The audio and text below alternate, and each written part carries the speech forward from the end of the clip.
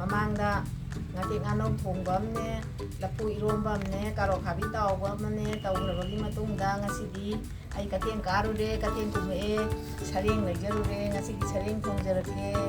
ꯃꯌꯥꯝ ꯂꯥꯏꯛ ꯇꯧꯕꯤꯌꯨ ꯁꯤꯌꯥꯔ ꯇꯧꯕꯤꯌꯨ ꯁꯕꯁꯀ꯭ꯔꯥꯏꯕ ꯇꯧꯕꯤꯌꯨ ꯑꯗꯨꯅ ꯁꯔꯦꯡ ꯁꯦꯝꯕꯁꯦ ꯑꯩꯈꯣꯏꯒꯤ ꯄꯨꯡꯇꯣꯟ ꯃꯅꯥꯁꯦ ꯁꯤꯅ ꯇꯛꯑꯒ ꯁꯔꯦꯡꯒꯤ ꯃꯅꯝ ꯑꯀꯟꯕꯁꯦ ꯈꯤꯇꯪ ꯀꯣꯛꯑꯦꯅ ꯁꯨꯃꯥꯏꯅ ꯄꯨꯡꯇꯣꯟ ꯃꯅꯥꯅ ꯁꯨꯃꯥꯏꯅ ꯈꯤꯇꯪ ꯇꯛꯊꯣꯛꯆꯒꯦ ꯁꯔꯦꯡꯁꯦ ꯑꯃꯨꯕꯁꯤꯁꯨ ꯀꯣꯛꯏꯅꯤ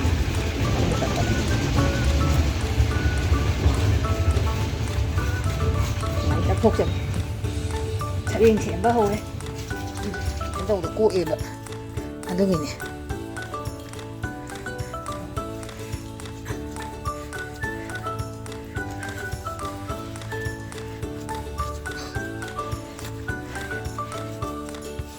ꯀꯣꯛꯑꯦ ꯑꯃꯣꯠꯄꯁꯦ ꯃꯨꯁꯤꯟ ꯃꯨꯅ ꯉꯥ ꯁꯦꯝꯕ ꯍꯧꯔꯒꯦ ꯀꯛꯑꯒꯦ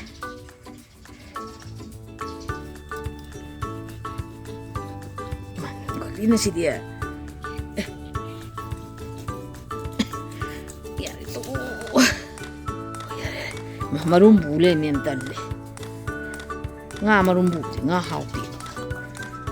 ꯉꯥꯁꯦ ꯈꯔꯗꯤ fresh ꯑꯣꯏꯔꯤꯍꯦ 이가 기당 톡래 이가 기당 톡래 이제 프레스 카라 오이들 이가 톡톡 오이들 ngà mà hình giàu vậy mà nung để giàu vậy từ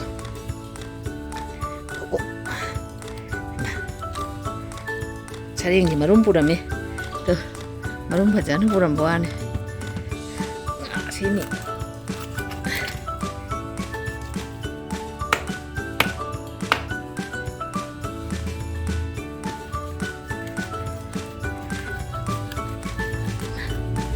차례인지 엉떠 이팅하는 시험은 어때도 차례인지 시험에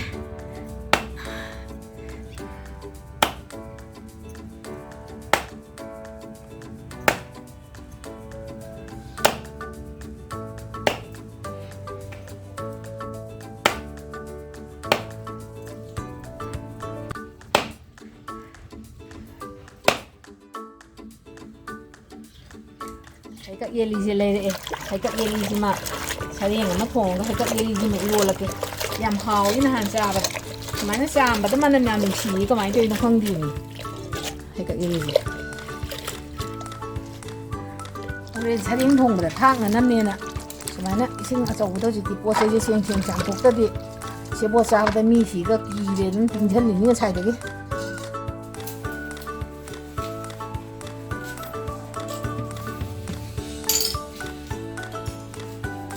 이제 거의 차린 통보지 하우저라게 하우해라게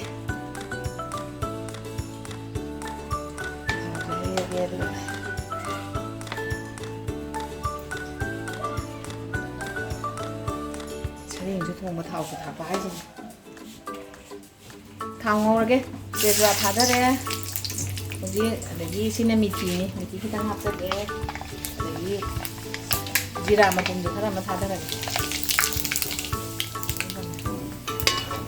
baru napaki mara jangan pakai lagi awas itu kan jangan masuk ada apa mana menciumnya ada gitu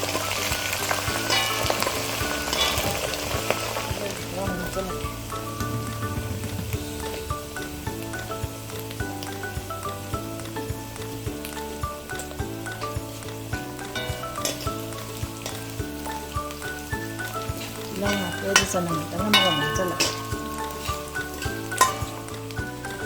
Nggak mau macam lah.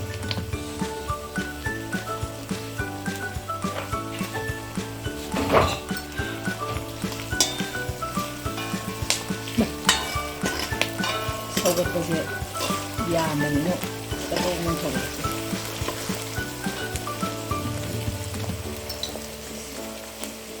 Mau melangkah macam lah. 지라가 이거 뭐 이거 소금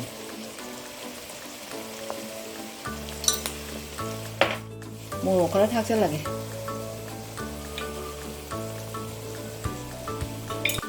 뭐 아주 탁절 이제 이렇게 좀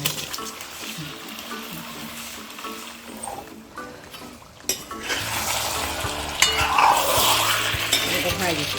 ꯃꯔꯣꯏ ꯃꯄꯥꯡ ꯃꯌꯥꯝ ꯃꯈꯥ ꯑꯃꯨꯛꯇꯪ ꯊꯝꯍꯟꯒꯦꯅ ꯊꯝꯕꯁꯤꯅ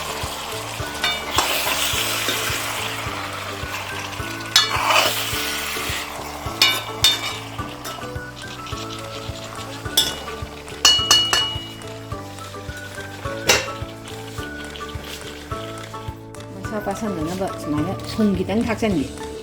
ꯃꯁꯥ ꯄꯥꯁꯟꯅꯕ ꯁꯔꯦꯡꯁꯦ ꯁꯤꯗꯤ ꯁꯔꯦꯡ ꯌꯥꯝꯃꯤ ꯈꯔ ꯑꯗꯨꯝ ꯊꯨꯝꯁꯦ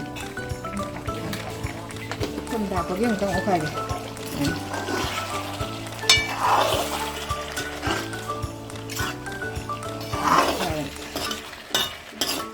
ꯃꯈꯨꯝ ꯑꯃꯈꯛꯇꯪ ꯊꯝꯖꯤꯟ ꯇꯥꯔꯦ ꯁꯥꯒꯠꯅꯤꯡꯉꯥꯏ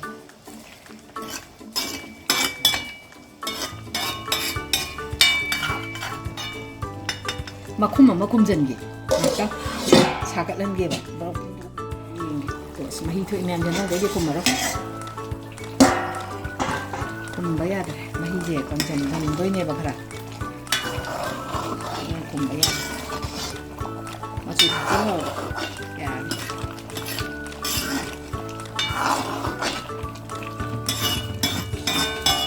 ꯑꯩꯅ ꯄꯤꯊ꯭ꯔꯥꯏ ꯈꯥꯕꯩꯁꯤꯅ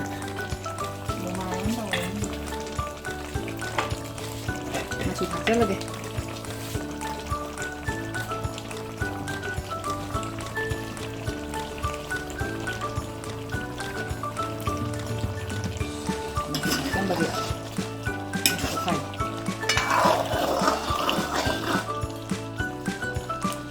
ꯍꯣꯔꯦꯟ ꯎ ꯃꯣꯔꯣꯛ ꯑꯇꯦꯛꯄꯒꯗꯤ ꯉꯥꯏꯍꯥꯛ ꯊꯥꯛꯀꯦ ꯇꯧꯕ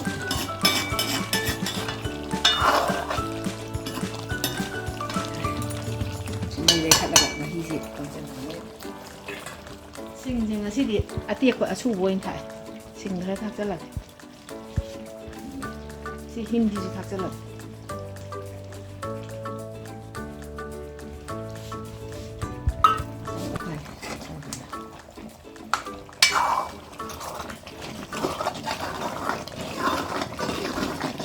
ꯃꯍꯤꯁꯦ ꯀꯪꯁꯤꯜꯂꯛꯑꯦꯕ ꯈꯔ ꯃꯈꯨꯝ ꯍꯥꯡꯗꯣꯛꯄ ꯃꯈꯨꯝ ꯌꯥꯝ ꯀꯨꯏꯅ ꯊꯝꯖꯟ ꯌꯥꯗꯦ ꯍꯣꯔꯦꯟ ꯑꯃꯨꯛ ꯊꯨꯝꯗꯣꯏ ꯉꯥꯔꯤ ꯈꯤꯇꯪ ꯊꯥꯛꯆꯟꯖꯒꯦ ꯁꯨꯃꯥꯏꯅ ꯀꯩꯅꯣ ꯊꯣꯡꯕꯁꯦ ꯑꯩꯅ ꯉꯥꯔꯤꯁꯦ ꯃꯈꯟ ꯇꯛꯄ ꯃꯍꯤꯁꯦ ꯈꯔ ꯀꯪꯁꯤꯜꯂꯛꯑꯦ ꯃꯍꯤ ꯊꯥꯛꯆꯜꯂꯒꯦ ꯐꯅ ꯀꯨꯏꯅ ꯉꯧꯔꯤꯁꯦ ꯄꯨꯡꯈꯥꯏ ꯑꯃ ꯐꯥꯖꯤꯜꯂꯛꯑꯦ ꯃꯅꯤꯡꯁꯦ ꯅꯞꯁꯜꯂꯛꯑꯦ ꯑꯗꯨꯅ ꯃꯍꯤꯁꯦ ꯊꯥꯛꯆꯜꯂꯒꯦ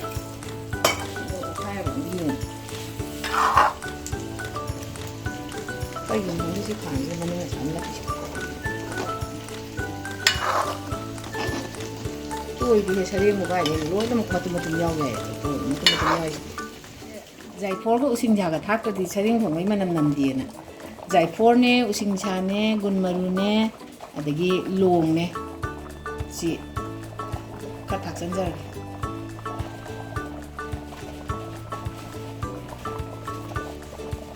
ꯑꯗꯒꯤ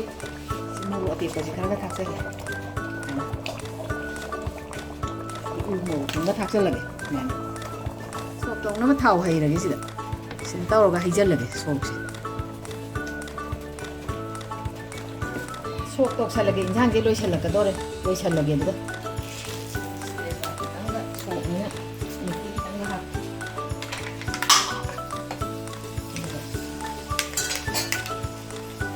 ꯁꯤ ꯅꯥꯀꯨꯞꯄꯤꯅꯤ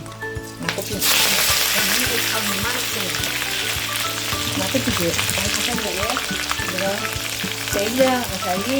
ꯁꯔꯦꯡꯁꯦ ꯑꯩꯈꯣꯏꯒꯤ ꯊꯥꯛꯄ ꯃꯇꯝꯗ ꯃꯄꯣꯟ ꯇꯥꯅꯅ ꯕꯦꯁꯣꯟꯁꯦ ꯁꯣꯛ ꯇꯧꯕꯁꯤꯗ ꯕꯦꯁꯣꯟꯁꯦ ꯈꯖꯤꯛ ꯁꯨꯃꯥꯏꯅ ꯉꯧꯁꯟꯖꯔꯦ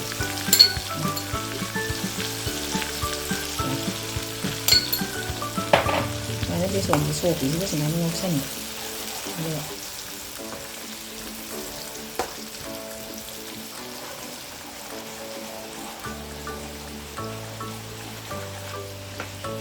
ꯁꯔꯦꯡ ꯊꯣꯡꯕꯗꯤ ꯁꯣꯛ ꯇꯧꯅꯩꯑꯕ ꯑꯗꯣ ꯁꯣꯛꯁꯦ ꯁꯤꯒꯤ ꯄꯦꯟꯁꯤꯗ ꯇꯥꯎꯁꯜꯂꯦ ꯌꯥꯝꯅ ꯑꯗꯨꯒ ꯉꯁꯥꯏꯁꯤꯗ ꯁꯨꯃꯥꯏꯅ ꯑꯣꯏꯅ ꯍꯩꯖꯜꯂꯒꯦ ꯁꯨꯃꯥꯏꯅ ꯇꯧ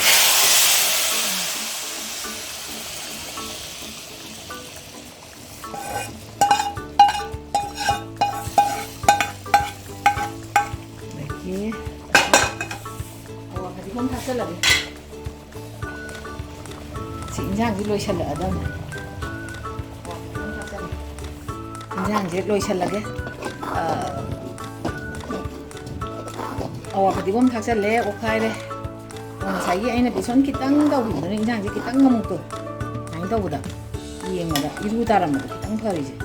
많이 더네 자기 동무지 타고 해주야에도 많이 타가는 마삭시 파져 인다오네 그냥 하옵다가 벗다가 따고 있으면 어때요 어디봄 기땅 탁살라게 못하다가 rồi ya 못하네 이샤네 kainoga aluga yongchaka je smaina aina cooker da kam thoe aduga si heka ye lije aidi phutla smaina asaba jina hijalaga oina tawre phutpa bu smaina ahin ba tawre si chami ye tawre suma e ahin ga jawa su nungai ta jikte matam phattaga ne smaina 당진제 이거마다 타게 아이 네 노래 봤지 아니 딜락가네 냥 기지 그다음에 마루 꼬꼬피 자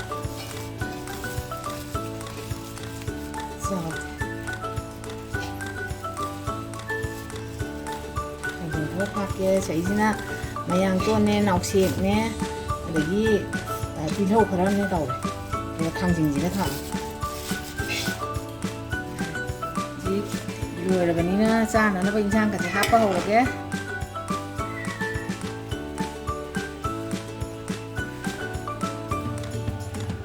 인상 하고 뭐 가이가지디 나리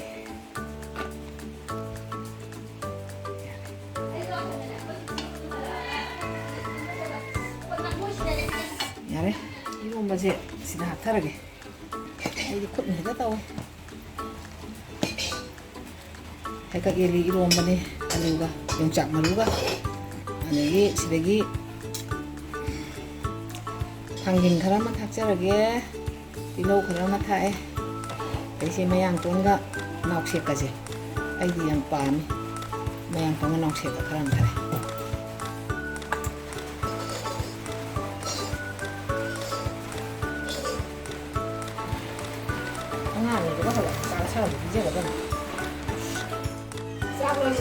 싹 한국절에 싹 짜나봐 싹 한국절에 ngasi디 ngasi기 마텐제 사링 홍방가 약간 일리가 용짝 마루가 이런 밤에 ngasi기 마텐제